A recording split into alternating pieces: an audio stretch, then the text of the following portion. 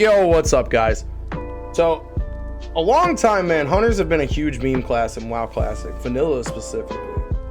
But with Season of Discovery coming around the corner, we have a lot of insanely huge changes coming to the class. I'm about to let you guys know why Hunter is going to be the best PvP class in Season of Discovery.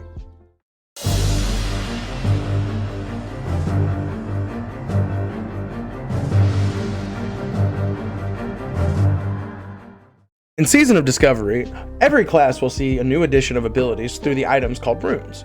The way to find or acquire these runes is you have to actually go out into the world and discover them through either team efforts or solo efforts of your own. Each rune is designed to give you a new ability, whether active or passive, to help your class excel in its specific area. So if you think about it, in the end, us doing Easter egg hunts our entire life and scavenger hunts as children kind of works out for once. Now, to start us off strong, Blizzard has blessed us with 3 rune slots to add into our gear currently. We have chest, hands, and pants. So now the question is, are we going to get other rune slots? And how powerful will they be? I guess we're just going to have to wait and see the longer the season goes out. Alright, so let's get right into it. Let's start talking about the different runes that are going to be super powerful for hunters in Season of Discovery. So the first rune we're going to talk about is Aspect of the Lion. So it's a new aspect that we're getting as a chest rune, and it's basically King's buff. So the hunter takes on the aspect of a lion, increasing total stats by 10% for all nearby allies, increasing total stats for the hunter by an additional 10%. So basically we're getting a King's buff to the party, but we're also getting 20% stats for ourselves. Personally, I think for solo PvP, this aspect's going to be crazy because you're not only getting more health, which could also translate very well with things like survivalist. Like if you take the talent survivalist, that gives you another 10% health at full 5 out of 5. Or even if you're torn, to give you another 5% health off that. So this will synergize not only with that, but you're also going to gain more agility for more dodge and more crit and more damage overall. You're, you know, like it's a pretty crazy aspect actually. The more I think about it as a solo rune. The next one is Master Marksman. So this is one that I think is going to be a lot better the higher we go. Because right now, so Master Marksman, it increases your critical strike chance by 5% and reduces the mana cost of all your shot abilities by 25. So in PvE, this is going to be sick. If you're raiding and you already have an aspect of the Lion Hunter on Horde, for example, this is going to be sick because this is just going to allow you to do more damage. But I think the problem is right now, Lone Wolf, in my opinion, is the shining star of the chest runes that have been shown out. So Lone Wolf it allows you to gain a 25% increased damage to all attacks while you do not have a pet. So I know what you're thinking, Jail. You have to have a pet if you're playing a hunter, right? Like, no.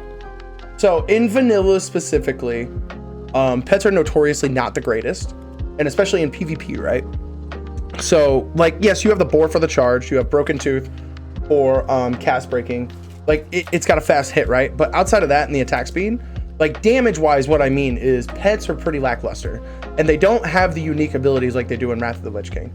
So overall, pets are still really good, but compared to a 25% damage increase overall to everything, I think Lone Wolf really outshines here.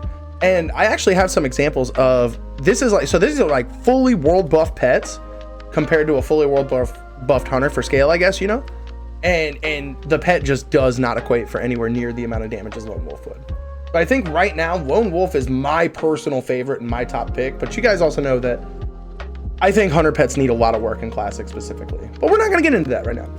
So the last one on the list we have is Cobra Strikes. Cobra Strikes it allows your critical hits with shots to cause your next 2 pets' special attacks to critically hit. So this is going to go very well with the next set of runes that we're talking about in just a second. But hunters are getting like kill command, so this could also work with your kill command. It'll work with your claw, your bite, all of that stuff. So that it could be good, but we're going to get into it a little bit more here in a little bit. Overall, I think the chest runes are pretty solid. And moving forward, I'm really excited to see what Blizzard has in store for us with these. Speaking of pet abilities, kill command is actually going to be the first rune on our leg rune list. So Kill Command only takes 3% of the base mana, it has a 1-minute cooldown, and it only requires level 1, so it makes me think that this is probably going to be the first or one of the first that we will actually be seeing in our 1 to 25 journey. So it gives the command to kill, increasing your pet's damage done from special attacks by 60% for 30 seconds. So this plus Cobra Strikes will actually go very well together. So low level wise, I think Kill Command and potentially Pet abilities could be okay and very strong for leveling. I think once we see Bestial Wrath, I think this combination at the level 40 lockout is going to be very strong. I think once we get Bestial Wrath plus all the pet abilities, plus another rune that we're going to be talking about just a little bit later, I think Hunter Pets could be potentially strong for the first time in WoW Classic. I think even with the 20% damage reduction per hit, up to 3 hits, Kill Command could still be a very powerful rune at level 40. I can't wait to see what it does and play with it a little more. The next rune we're going to talk about is Sniper Training. Sniper Training is a rune that says that your shot abilities gain 30% increased critical strike chance while you have not moved for 6 seconds. I love this rune. So for PvP especially, I think this rune is crazy. Now, there's not going to be a lot of opportunities almost ever to not move. But okay, so my logic is thinking in the opener, okay? This is why I love this, because, okay, once we get Feign Death, this is going to be crazy. So if you play Night Elf, for example, this is probably one of your best runes, because you could just be sitting in Ashen Vale. Next thing you know, boom, you crit up a huge aim shot, boom, you 2-shot somebody. And we're going to have, there's a build we're going to talk about that has the ability to do this. Okay, the next rune on our list is going to be Serpent Spread. Serpent Spread, in my opinion, is a pretty lackluster for PvP. It's very PvE oriented, but the issue is unless they actually plan on buffing Serpent Sting, it's just not that strong of an ability compared to a lot of our DPS abilities, right? Serpent Spread could, I mean, it gives you free Serpent Stings on your multi-shot. So like, if you're not worried about CCing targets and you're doing dungeons and stuff, yeah, this could be potentially solid. I don't think it's going to be game breaking or anything, but I think it could be solid. I don't see a good use for this in PvP. I don't see this being strong. Maybe I'm wrong, but like me personally, like unless you get that rare 1v3 on 3 rogues and you're trying to just make sure that they're all not doing anything at the same time, right, for stealth. But even then, you're still going to need to CC them. So I don't think Serpent Spread's a very powerful rune. Now, speaking of powerful runes, Flanking Strike. This is a rune that I personally am going to have some fun with. I think Flanking Strike is going to be very cool. I think it's going to be very interesting, and I think it's going to be very solid. Flanking Strike reads, you and your pet deal simultaneous instant 100% damage. Afterward, your Mongoose Bite Raptor Strike deal 10% increased damage for 10 seconds, stacking up to 3 times. Raptor Strike has a 20% chance to reset the cooldown on Flanking Strike.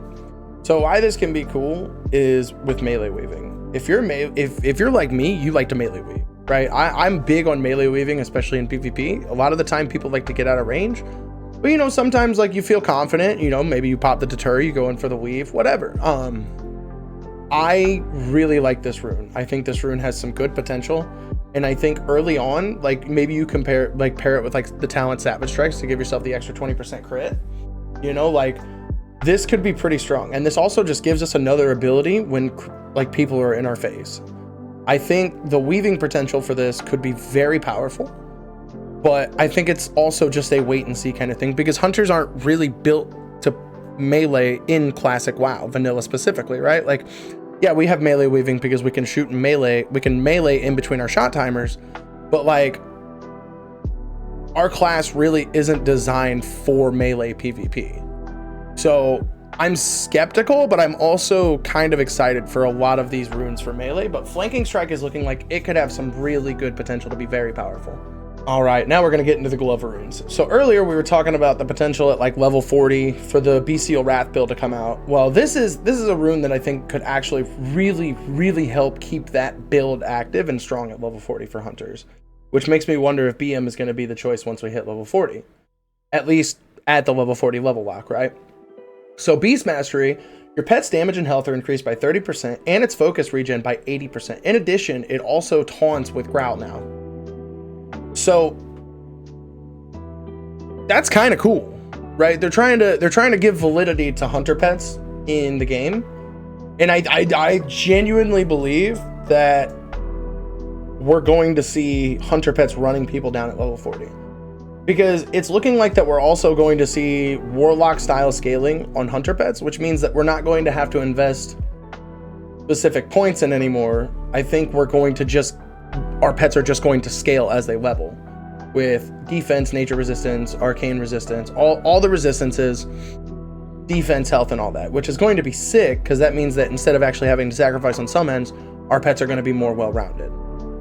Now, we're not going to know absolute until the game comes out, but these are just all theories, right? But this is just my take on it as well. But I think Beast Mastery could be pretty sick at level 40. Level 60, we'll see. But I think at least at the level 40 cap, that could be a rune that shines out pretty hard. Okay, we're going to talk about my personal favorite rune, Chimera Shot. So Chimera Shot is a really, really strong shot that hunters get in Wrath of the Lich King. And depending on which sting you have on the target depends on what it does, right? So when you have a serpent sting on, when you shoot them with it, it deals 40% of the serpent sting instantly. When you have a viper sting, it restores 60% of the mana drained, which in classic WoW, that's big, man. We out so hard, like especially like in long fights. So if you can't get the reset, like this is really, really, really nice for us. And then Scorpion Sting is a disarm, right? So if you think that warrior is about to intercept you, you can Scorpion Sting Chimera Shot, boom, you get the disarm, you're good, right? The shot connects on the intercept, you're good. And then on top of that, you're dealing 125% base damage versus 100% weapon damage, right? So it's a good rune, man. I think this is my personal favorite. Speaking of another really, really good rune, so our glove runes are actually really sick, dude. So the next one we got up is Explosive Shot. So you fire an explosive charge into the enemy target, and it deals a base damage, but then it also adds a dot that ticks for the next 2 seconds. Now, Explosive Shot shares a cooldown with Arcane Shot in Classic, but that's okay because Arcane Shot isn't really that powerful. And then depending on the talent build that you're running will depend on if you're even really casting Arcane Shot. Because if you're going full marksman, you're not even going to cast it, right? Because you're going to be aim shotting. But that also leads me to believe that aim shot and explosive shot probably share a cooldown. The big thing that I'm curious about with explosive shot coming into SOD is, are we getting lock and load? Because I will say, if we are getting lock and load, I think explosive shot is going to be extremely powerful with the way that it scales and just its overall damage. So that's one thing to look out for. If we're getting lock and load, I'm keeping explosive shot as one of the best runes that there is. And then lastly, for the gloves, we're looking at Carve. Carve, it's pretty lackluster. It's an ability they pulled from retail. The melee survival hunters, it's basically used to just give them AoE abilities in melee. It's not incredible, but it's essentially a cleave, right? Like it's just a cleave. But instead of hitting like an extra target or 2 extra targets, it just hits everything in front of you for 50% damage. So there is the loss in damage, but the potential for you to do more depending on how many targets you're hitting. So that is my overall view on the runes and what I personally think for Season of Discovery. Now, there's possibly information that could counteract some of the stuff that I have, and if it's set in stone in numbers, that's awesome. Cool, I'm wrong. But personally, I think that these runes are going to vary. The ones that I highlighted are going to shine in Season of Discovery, especially when utilized with the builds that I'm about to talk about. To finish up our rune discussion, I almost forgot Blizzard accidentally spoiled a rune for chest runes for us. So we have Exposed Weakness. So originally this was released instead of Aspect of the Lion, but Blizzard recalled it and took the post down with it and instead replaced it with Aspect of the Lion for the chest rune. So it says your range criticals increase your attack power by 40% of your current agility for 7 seconds. At low levels, this is going to be kind of lackluster, I think. But I'm telling you, you put this rune on a full Agi build, rank 13, 14 hunter, things are gonna die, boys. They're gonna die. So this is going to be an extremely powerful rune. I cannot wait to see what this does. So the next thing that I really want to highlight in this video are a few builds that you could potentially use to be very strong or dominant in Season of Discovery. So the first build that I want to talk about is a melee weave build that I'm personally excited to run. So you're going to run Aspect of the Lion, Explosive Shot, and Flanking Strike. So the idea is, especially if we get lock and load, Explosive Shot's going to be extremely strong here with the utilization of Flanking Strike, of running in and out. because you're gonna have a dot tick while you're sticking your melee weave on, right?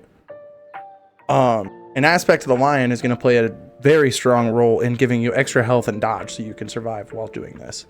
While I don't think melee weaving is the most efficient way to play hunter, I think it's the most fun way for sure. And this could be a fun build to use. The next build I want to talk about is the Beast Mastery build.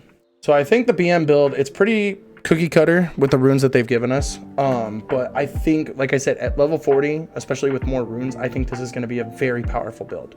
Because BM's already pretty strong around level 40 to level 50 PvP. With the leveling PvP, just because not a lot of people have gear, they don't have a lot of health, and your pet just kind of pops off, right? So at this level, with this increased damage, by using Beast Mastery, Cobra Strikes, and Kill Command, if you line your Kill Command up with your pet's claws and bites and stuff, you're gonna own people. I very much believe that, especially with Bestial Wrath. So this is the build to look out for at level 40. Finally, the last build I want to highlight is a personal favorite that I'm very excited to try. Now, this is a very perfect scenario for this build to work every time, but you're going to use Sniper Training, Chimera Shot, and Lone Wolf. And the idea is you're just going for the one shot.